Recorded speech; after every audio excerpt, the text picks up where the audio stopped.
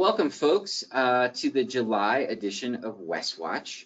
I'm Joe Casola, the Western Region Climate Services Director, and we're really happy to have with us today Sam Clevenger, who's going to talk about NOAA's work in marine carbon dioxide removal. Just a reminder or a welcome to those of you who are new to WestWatch. What is WestWatch? It's a monthly webinar series that brings together NOAA staff and our partners from across the region to share information about climate observations and impacts across the West. Although today's talk may be a little bit broader, I think it has really important overlap with a lot of work that's going on in the West. WestWatch usually has two formats. We can have a panel or an individual speaker on a specific topic, which we have today, and it alternates with a general climate overview, and we'll return to that next month in August. And on our website, NOAA.gov/WestWatch, you can find the old videos, and we're hoping to get this one posted relatively quickly in the next few days. As I said before, today's speaker is Dr. Samantha Clevenger.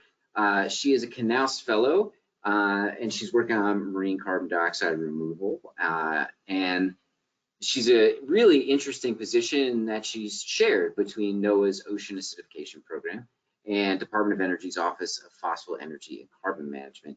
She is officially stationed in Silver Spring, although she just mentioned that she is working from Rhode Island. So yeah, we've got the Northeast covered, and we are always very happy when the East Coast folks can stay a little late to come present to the Western audience.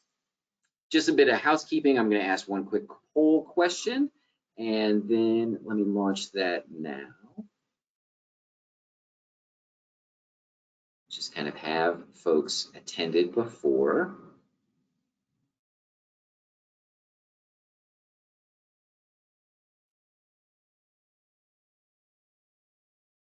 Wait a few more seconds.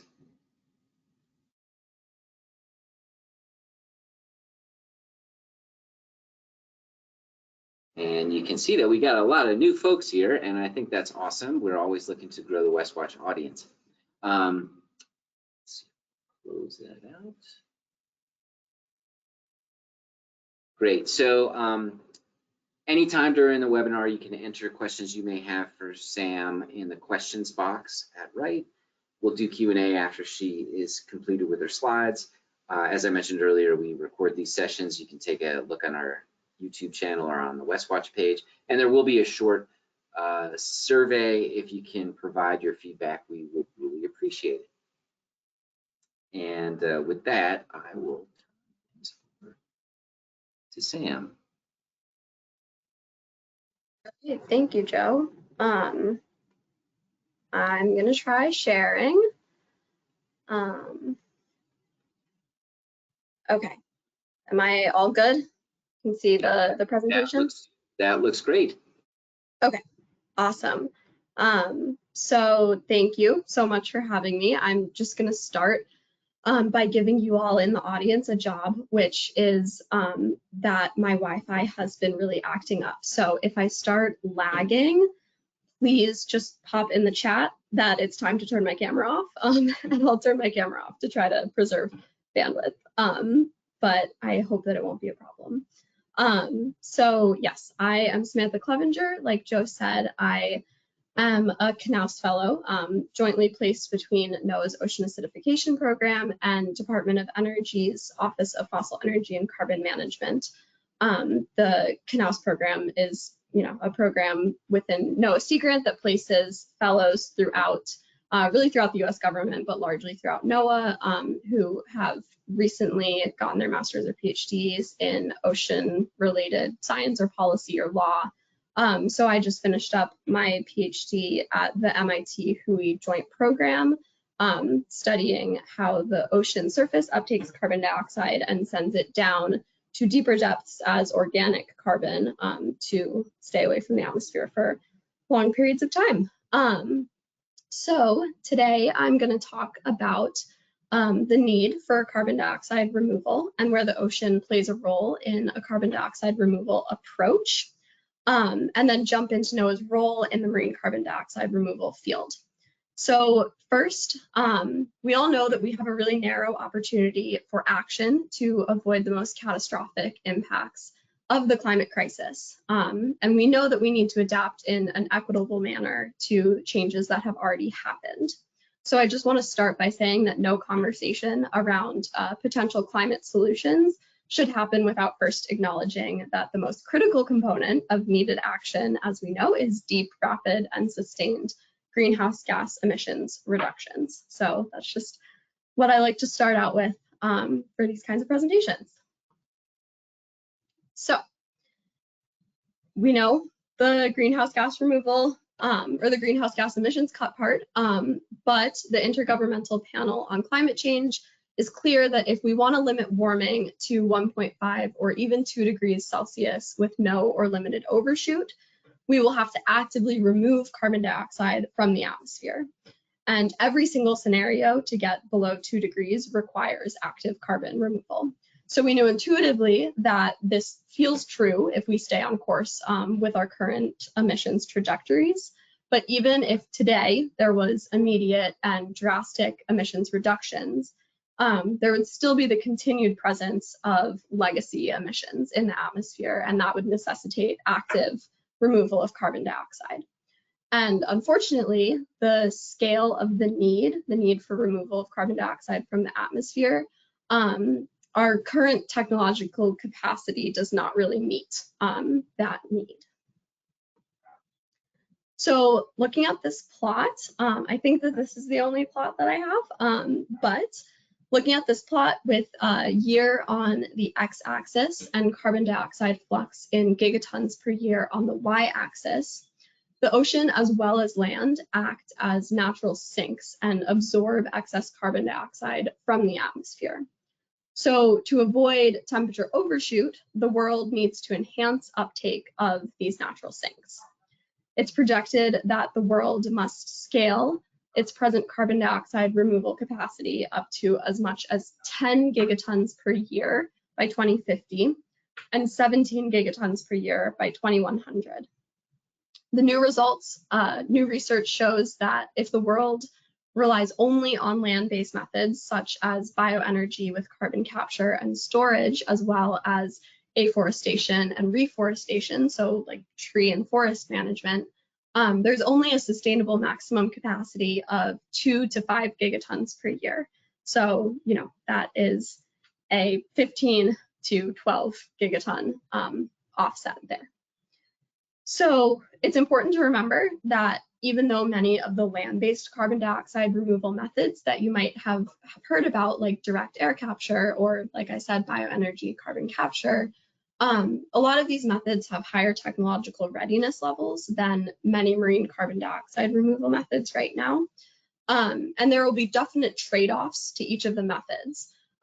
So we need to really stress the need for co-development of regional projects with local communities and really increase our investment in research and development to get these marine methods up to speed with a lot of the terrestrial methods. But nonetheless, given the limitations of land-based techniques, we know that the ocean is likely a key part of a global carbon dioxide removal portfolio going forward. So just kind of putting this in really simple terms, the ocean already naturally absorbs approximately 1/3 of anthropogenic carbon dioxide, so the carbon dioxide that we've emitted since the Industrial Revolution. We know that it has the potential to hold 17 times more carbon than soils and land biota combined. So enhancing the natural uptake of carbon dioxide into the ocean from the atmosphere could theoretically be a really great way to remove excess carbon dioxide from the atmosphere.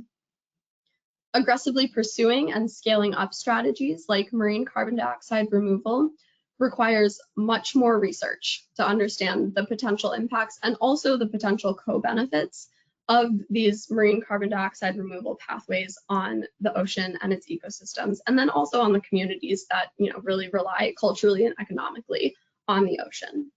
So NOAA's mission in this space is focused really on foundational research, supporting the critical early studies that are needed to establish efficacy, impacts, and co-benefits of potential marine carbon dioxide removal pathways.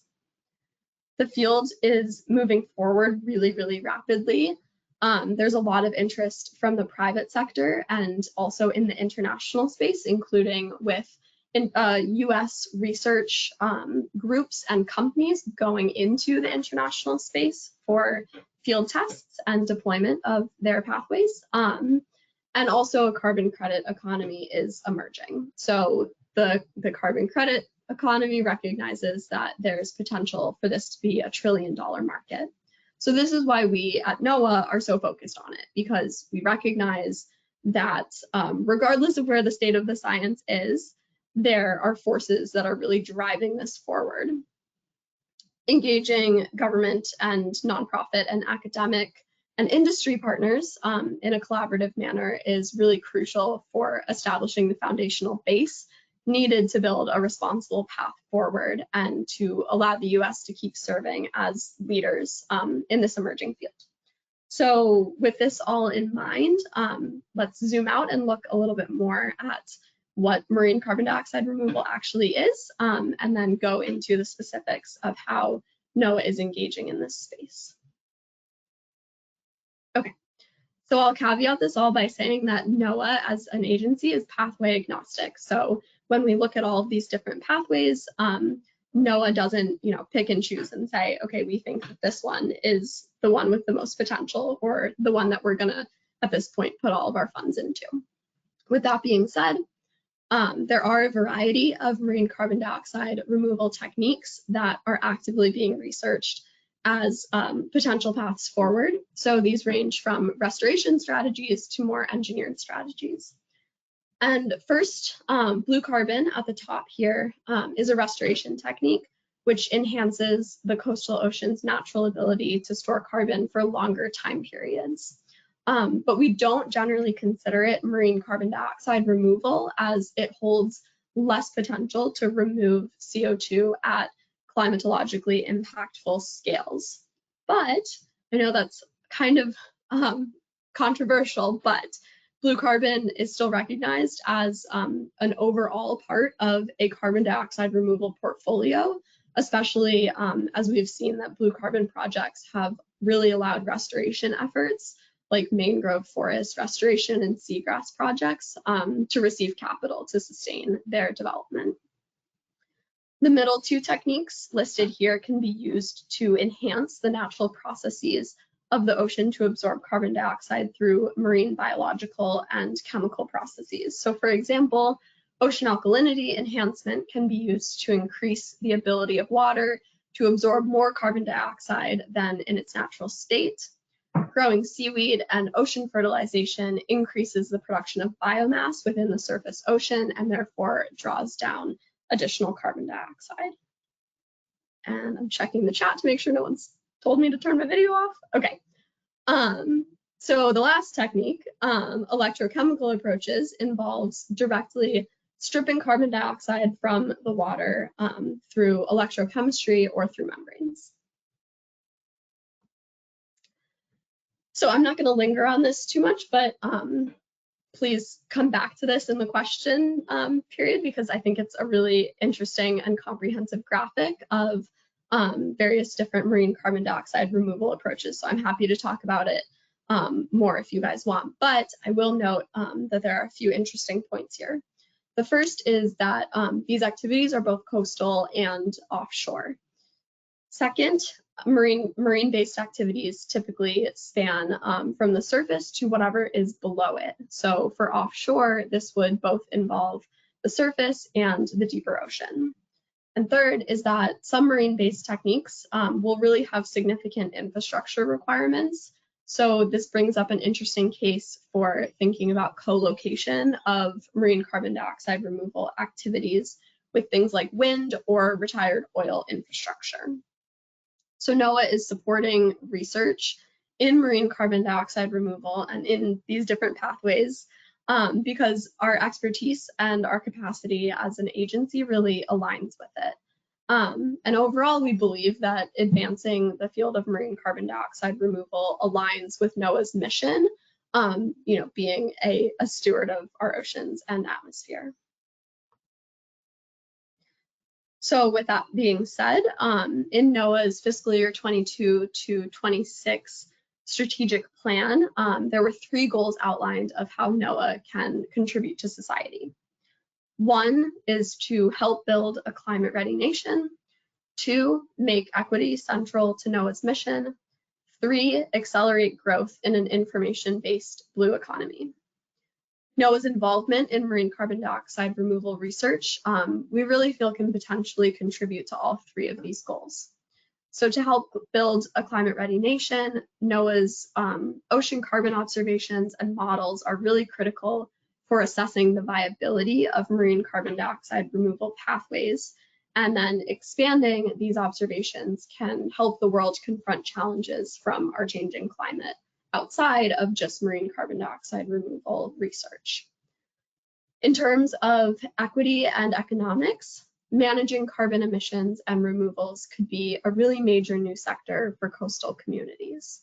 So NOAA is working to ensure that the fundamental research underpinning marine carbon dioxide removal pathways is sound, which is key to assuring that the new blue economy surrounding this grows equitably and in a manner that minimizes harm and provides benefits to local communities and then really to the nation, including the vulnerable communities, of course, who are already most impacted by climate change. NOAA's engagement in all of this stuff will help ensure that marine carbon dioxide removal occurs in a sustainable and accountable way, which will contribute to a healthy environment while generating economic benefits. So, you know, at NOAA, of course, we care about oceans and atmosphere as a whole, but also, you know, the strong focus on fisheries is a reason why it's really important that this work happens within NOAA, and NOAA kind of maintains their position as a leader in this area.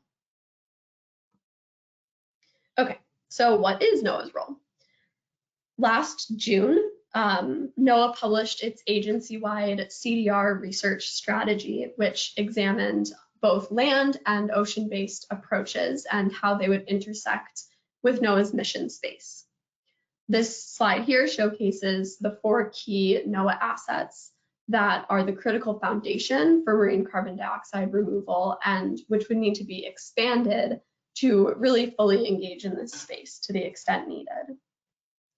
1 is that NOAA has the largest network of marine carbon observations in the country and really in the world, and leveraging and expanding this network to ensure that there's really robust and sustained and verifiable ocean observations is critical to assess the efficacy of marine carbon dioxide removal. So not only how much a particular pathway is drawing down carbon and how much, you know, a certain company or project is actually drawing down carbon, but then how long that stays in the ocean, so the durability.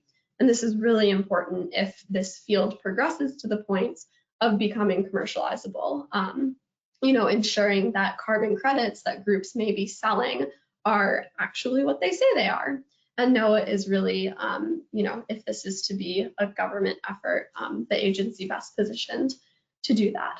So 2, NOAA's Earth system models are currently being expanded to address the impact of carbon dioxide removal on the global climate, as well as to examine the effects on the ecosystem from scaled marine carbon dioxide removal research and deployments. So, you know, using modeling to really investigate both the potential risks and the potential benefits of this work. 3, environmental impact work must be considered in conjunction with research into efficacy. NOAA's observations and assessments of marine species and ecosystems really set the stage for evaluating potential impacts of carbon dioxide removal approaches. 4, NOAA's decision support tools, which could be expanded to assist in permitting and regulation. So NOAA currently is not a lead permitting agency in this space. That really falls to the Environmental Protection Agency and the Army Corps of Engineers. but NOAA is a leader in ocean observations, and we've supported much of the ocean acidification impact work. And so that kind of, decision support tools and decision support framework can really be leveraged to help the marine carbon dioxide removal field and the main regulatory bodies. Okay, so there's a lot of legislative momentum surrounding this right now, both in the White House and also in Congress. So NOAA is an acknowledged leader federally in the emerging sector of carbon dioxide removal generally, but then also the ocean, as we all know. So NOAA is designated as a lead or a co-lead in around 75% of the actions that were outlined by the White House Ocean Climate Action Plan in 2022. And a number of those actions actually included marine carbon dioxide removal. Funding to advance marine carbon dioxide removal research has actually appeared in some of the most high-profile legislation passed during the Biden administration, including the Bipartisan Infrastructure Law, the Inflation Reduction Act, the Energy Act of 2020, and the CHIPS and Science Act. And there's an ongoing push to keep this momentum up, with continued efforts to introduce legislation focused on marine carbon dioxide removal generally, and specifically NOAA's role in the field. To be clear, NOAA has congressional mandates to lead the scientific research with our modeling, monitoring, lab, and sensing capabilities, and to support regulatory agencies like the EPA and the Army Corps of Engineers. Okay, so driven by these mandates, NOAA's task force that designed this CDR research strategy outlined a vision for how the agency can advance this field into the future. So the first wave of the strategy is focused on foundational research, and specific items include conducting laboratory bench studies, designing and growing local to regional ocean carbon observations, developing modeling packages, supporting permitting infrastructure, and stakeholder engagement. So some of this work, specifically the lab and modeling work, is ongoing, and I'm going to give you guys a little peek into our funding portfolio in a bit. But wave 2 in 2 to 4 years, or 2 to 5 years, sorry, focuses on engaging with field trials and scaling approaches into the year 2030.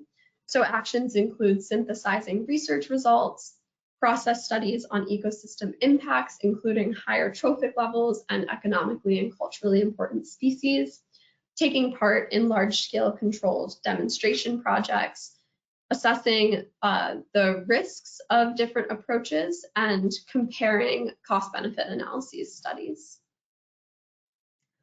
Lastly, wave 3 involves mature global monitoring of gigaton scale carbon dioxide removal. So this engagement would support expansion of public-private partnerships and expand NOAA's observations and modeling capabilities to contribute to the verification and validation of this industry.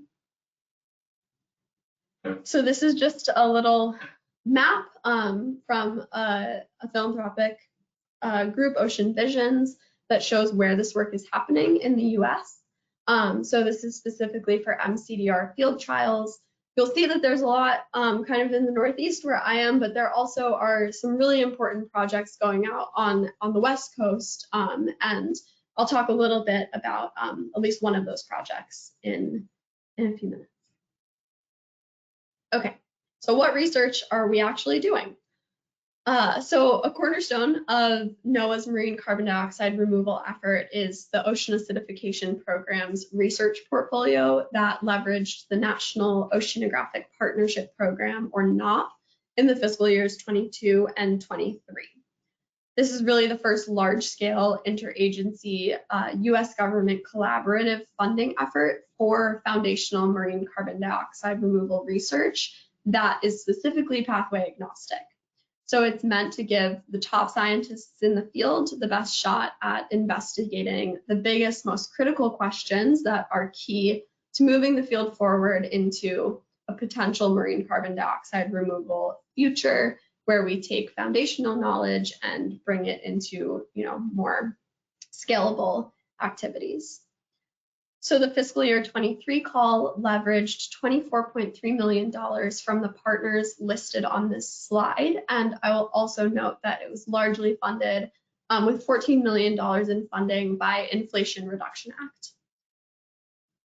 So like I said, the funding opportunity is really the first large-scale public and multi-partner investment of research specifically focused on a range of marine carbon dioxide removal approaches. In total, the funding supports 17 projects, and that's just 23. 22 also includes one more, including laboratory experiments, biological manipulations, modeling, field-based studies, and community engagement. The projects have 47 unique institutions and 79 unique PIs, including 5 NOAA laboratories. So it's just a huge effort. So 2 important notes is, like I said, this utilizes funding from the Inflation Reduction Act, which is really a manifestation of the Biden-Harris administration's commitment to curbing climate change and positioning the US as leaders in cutting-edge science and climate solutions. And then also, while this is led by NOAA, as I mentioned, the funding call includes funds from other government partners, including the National Science Foundation, the Office of Naval Research, and the Department of Energy. This is just a little glimpse into all of the PIs, or all of the institutions that are associated. So this is, academics, Department of Energy labs, NOAA labs, and companies and philanthropies. So really just massive and multi-sector. And then this is just a little clip of the geographic reach. You'll notice, once again, large presence on the East Coast, but also a lot going on the West Coast, and even one international partner. Okay, so like I said, NOAA is pathway agnostic, and this was the first really big pathway agnostic funding call. But I just wanted to show a breakdown of the portfolio method types. So as you can see, a lot of the projects that are funded out of the 18 are focused on ocean alkalinity enhancement.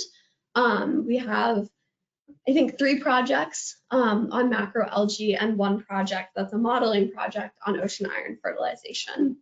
And again, this is not representative of NOAA's views on any of this stuff, but really just representative of where the field is right now and who was able to submit the best proposals. Okay, this is a really fun slide. So I really wish that I could talk about every single project because they're all really cool, but I encourage you all to read the available information on the Ocean Acidification Program's website. But I just wanted to touch on a few quick examples of really cool projects. So Jamie Poulter out of the University of Rhode Island has partnered with a local golf course in Rhode Island that's located right on the water next to a little enclosed bay area. And I actually went out and visited her at the field site, took a little boat out to the golf course last week. So it was great. But golf courses often add lime to their courses to enhance grass growth. This is something that a lot of golf courses do throughout the US and I assume internationally. And when this runs off into nearby water, it increases the alkalinity of the water and therefore stimulates a potential method of marine carbon dioxide removal, ocean alkalinity enhancement. So, that's something that's already happening. And Jamie and her team had the idea to basically partner with the golf course and study the chemistry and biology of the water next to the golf course before and after they lined their course to try to understand how marine ecosystems might be impacted by ocean alkalinity enhancement. Sarah Schumann has been a fisherwoman for over 15 years in Rhode Island and Alaska, and through her work with the Responsible Offshore Science Alliance, she's part of a project that's engaging the commercial fishing community to develop recommendations for fishery-sensitive marine carbon dioxide removal governance, and really laying the groundwork to establish collaboration and outreach with fishing communities as it relates to marine carbon dioxide removal. So this is one of our West Coast projects. Brendan Carter is a NOAA scientist at the Pacific Marine Environmental Lab. And with the fiscal year 22 NOP call, he's partnering with colleagues at the Department of Energy's Pacific Northwest National Lab and the private electrochemical ocean alkalinity enhancement startup Ebb Carbon to study how their processes might work in the Sequim Bay on the Olympic Peninsula. So these are just 3 projects out of the 18, but you know, there's really great work being funded by NOAA right now. So we're tackling this project also, or this problem also beyond just our research portfolio, and kind of in pursuit of this expanded vision for NOAA's place in advancing marine carbon dioxide removal, NOAA is co-chairing with the White House Office of Science and Technology Policy a fast track action committee, or an FTAC, which I'll refer to it as, on marine carbon dioxide removal. So there are 14 agencies and the White House in this group, and right now we're really trying to come together to create a research plan in order to clarify what the field needs in terms of research and development in order to make sound and science-based decisions on potential future scaling by 2030. So keep an eye out for a report later this fall. Okay, so beyond the FTAC, NOAA is also working really closely with other agencies. I'll start with the EPA at the bottom. With the EPA, NOAA has been developing a really strong partnership. So they recently released their guidance on marine carbon dioxide removal permitting, and they envision NOAA Fisheries kind of working closely with them on future permitting processes. And of course, they're a part of the FTAC. Then increasingly, we're working really hand in hand with the Department of Energy, which is my other host agency, to grow both of the agencies' involvement in its marine carbon dioxide removal work. So our collaborative efforts with FECM, the Office of Fossil Energy and Carbon Management, have really grown beyond them being involved in the NOP call. And that's led to a recent signing of a memorandum of agreement between the 2 agencies for work on marine carbon dioxide removal. So this memorandum of agreement was announced in June at Capitol Hill Ocean Week by Dr. Spinrad. And it's a 5-year agreement signed between NOAA and the Department of Energy with the DOE offices, including Fossil Energy and Carbon Management, Office of Science, and Water Power Technologies Office. And the purpose of the agreement really is to enhance coordination on research and technology development to advance mCDR. So the planned activities are kind of falling under providing technical assistance, really accelerating the development of research infrastructure, and coordinating on measurements, monitoring, reporting, and verification, or MMRV related activities. So with this agreement, we hope to really leverage the complementary and non-duplicative capacities and expertises of the 2 agencies. So we can kind of think about marine carbon dioxide removal as a continuum from early foundational research into mature observing. And each agency really has a role to play, and each agency has kind of clear strengths within these. So NOAA is really leading in terms of the foundational research funding and the in-house oceanographic expertise in these early stages. NOAA also, kind of looking forward, has the oceanographic and atmospheric monitoring capabilities that will really ensure the efficacy and the responsibility of this field as it matures into a very large-scale carbon credit situation, if that is what the science ends up leading us to. The Department of Energy, on the other hand, has a lot of expertise in scaling, so really bringing technologies from the foundational research stages into the larger scale demonstrations and potentially commercial activity, again, if that's what the science leads us to. So this is a partnership that we're really excited about. The memorandum of agreement was just a legal agreement on collaboration and did not lay out any specific next steps, but there is definitely more to come in this space as we're ensuring that it's going to be a really productive collaboration. Okay, so I'll just end by saying that we all really are feeling the urgency of the climate crisis, and there's more and more of a recognition that ocean-based climate solutions are a critical piece of addressing the global challenge of climate change, and marine carbon dioxide removal is likely a part of our future. So with that recognition, NOAA's mission of science, service, and stewardship really puts our agency in a unique position to lead on this issue. And we really feel that by conducting accountable science, we can provide the information and tools to serve the needs of all of the invested users and safeguard the ocean's ecosystems. So that is where I'll end. I hope my internet kept up with me during that time, but I'd be happy to take questions. Oh, thank you so much, Sam. And yeah, your audio and video was great, at least on my machine. No problems whatsoever. It's such a fascinating area of work. It's kind of a traffic jam of science questions and governance questions, and there's interagency food fight stuff and private sector stuff. And thank you for, I think, going through so much of it in 30-ish minutes. We do have one question that came in, and I can reread it for the audience. Can you explain enhanced weathering a little more?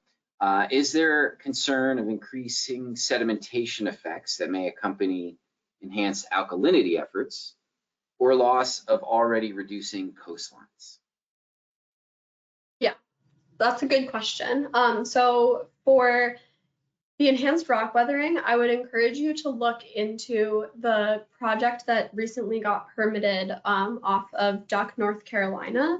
I believe they actually, in the past few days, did their experiment, which was putting really fine particles of olivine, so basically like sand, fine sand sized olivine, out in like a berm as like a kind of near coastal, like right off of the beach restoration effort.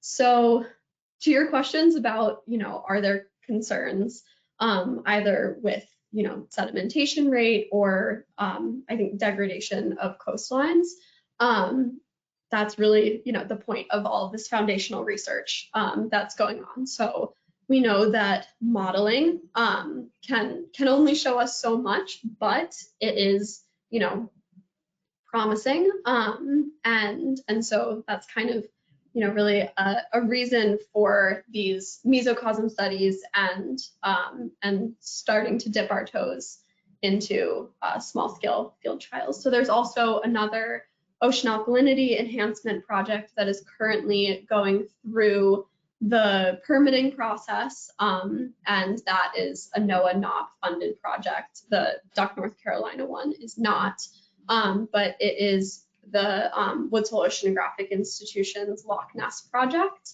and they're looking into ocean alkalinity enhancement off of Martha's Vineyard, and then in a first phase, and then scaling up slightly to off of Wilkinson Basin in a second phase. So yes, all of these are good questions and really just a case for permitted and regulated and robustly scientifically validated research. Awesome, thank you, Sam. I did have a question, and I welcome the audience to throw some more into the questions box. You'd mentioned earlier about kind of the blue carbon mangrove activities having kind of the maybe inappropriate time scale of carbon drawdown or carbon sequestration. Can you talk a little bit more about kind of what are the time scales that we're kind of looking for sequestration and how we're maybe determining that? Yeah, that's a really good question. So this is actually a question that's very top of mind. The blue carbon point is very top of mind for a lot of us right now at NOAA. So if anyone is in the call that has been, in these chats about blue carbon, feel free to jump in if I'm misstating anything. But blue carbon itself, like restoring mangroves, restoring seagrass, that does draw down carbon dioxide. It is a timescale when we're thinking about separating it from broader umbrella of marine carbon dioxide removal. It is a timescale durability kind of question, but I think more importantly, it is a scaling question. So like how much this piece, like restoring mangroves or restoring seagrass, how much carbon dioxide removal that can actually accomplish at climatologically relevant timescales.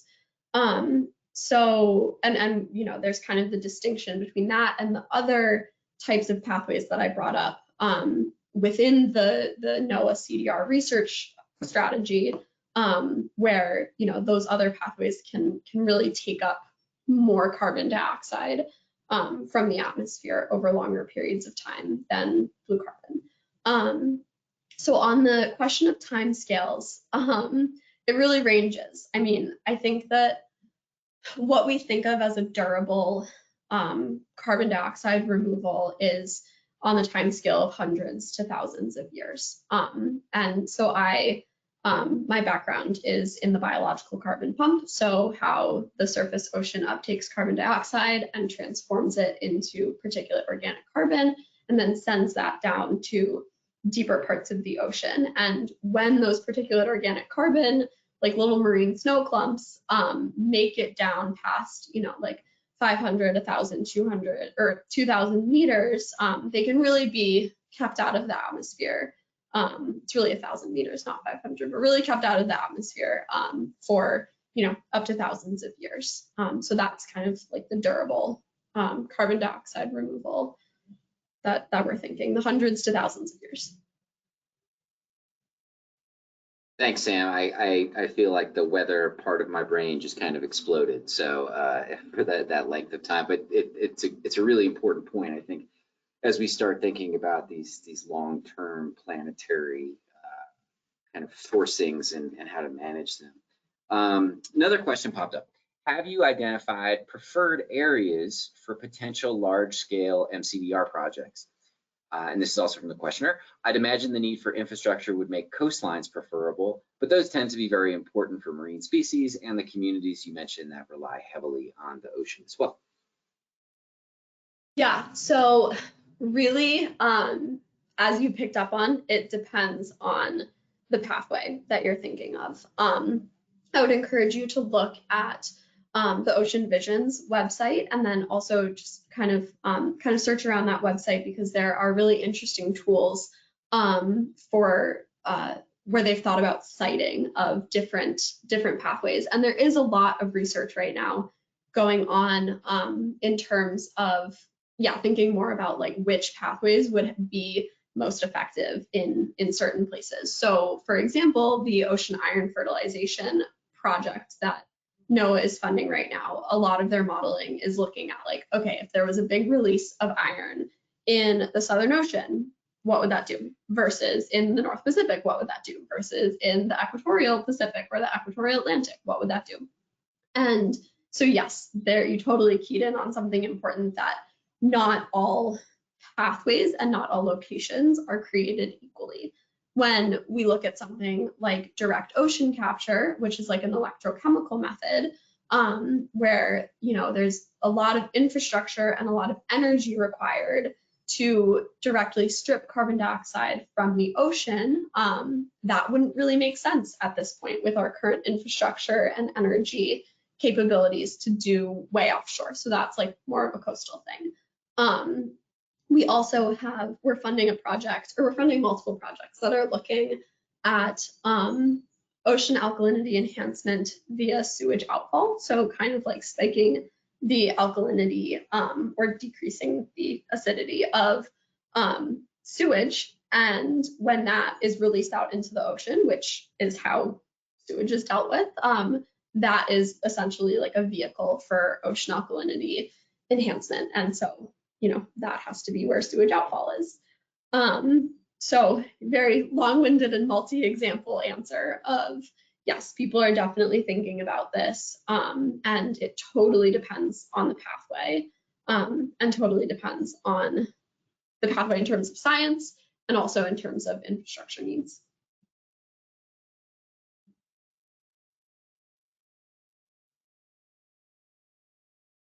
Okay, we got one more that came in.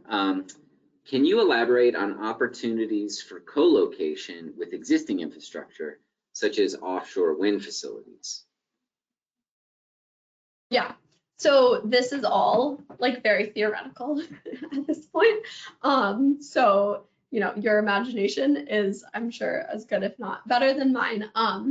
But yeah, one way that I'm really thinking about co-location is not as much in terms of actual like commercializability or implementation of this, but more in research.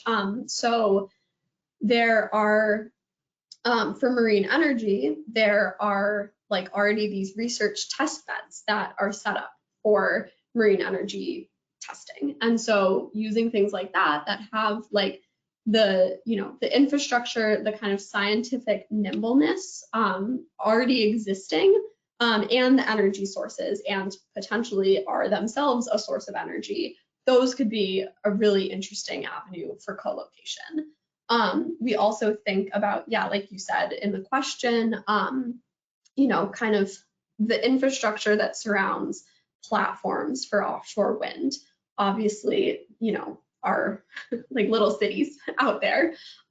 So we really think about, well, I'm saying we, I mean I, because as I said, these are all kind of theoretical at this point, really think about that in terms of like preservation of resources, you know, so it just makes sense to not start something out of nothing, but to kind of piggyback on things that already exist. You can also think about like orphaned oil wells as, you know, there are like platforms and there are remnants of infrastructure or like, you know, still active infrastructure there, that, you know, could be used as a kind of way of facilitating this type of research.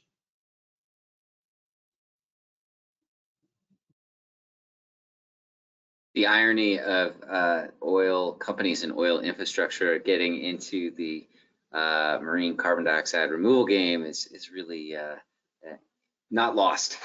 I will say that it's not like happening. Yeah, interesting. So yeah. I'll ask one more question, since we do have a few more minutes. Feel free to dodge this one, because I know this gets even potentially more politically thorny than mCDR. Some of the thinking about NOAA's role, as well as kind of this wave diagram of kind of how we go from the research to kind of field experimentation to kind of a full-on validation or verification regime. Has that been useful, or kind of how does it speak to discussions in kind of the solar radiation management world, in terms of either cloud brightening, you know, sulfates and aerosols? You know, there's a number of different techniques out there, and I'm curious if like the NOAA role from your presentation is to me relatively clear. I mean, there's a lot of questions in there, but it's kind of like we've charted a path. Has that kind of informed our solar radiation management strategy, or is that still kind of being developed? So this is where I say that I'm a fellow, so I don't speak for NOAA or for the Department of Energy. But the really easy answer is I just don't know. I'm not involved in that side of the work at all. You know, as we discussed at the beginning, I do work closely with Greg Frost, but just really on the mCDR side. So he would be a much better person to answer this question. I do think that, you know, there's an issue with conflation of marine carbon dioxide removal and certain solar radiation modification tactics like marine cloud brightening, and we really don't consider them the same thing at all. Like, you know, marine cloud brightening does not fall into the mCDR space at all, and you know, we're trying to be really careful with communication surrounding that because there is this conflation. But yeah, I'm not sure. I mean, I think that, you know, as any field develops, it can serve as a model for, you know, kind of generally related fields that are developing kind of that, you know, a step or two steps or whatever behind, but I really just don't know. No, thank you for tackling that. I'll bother Greg. I'll put him on the spot. Great. Well, I want to say thanks again, Sam. We don't have any further questions, but if anyone does have questions afterwards, feel free to reach out to me and I can pass things on to Sam. But thank you again for this excellent presentation. I really think this was the perfect level for me, and I think I'm hoping also for a lot of the Westwatch audience. But really exciting work, and we appreciate your time to share all this with us. And for everybody in the audience, we don't have a date yet set for our August webinar, but we're kind of dancing around, you know, various vacation schedules and things like that. But either myself or Dan McAvoy will be reaching out with an email shortly to get that on folks' calendar. So thanks again for attending Westwatch, and I hope everyone has a great rest of their week. Thank you for having me. Bye.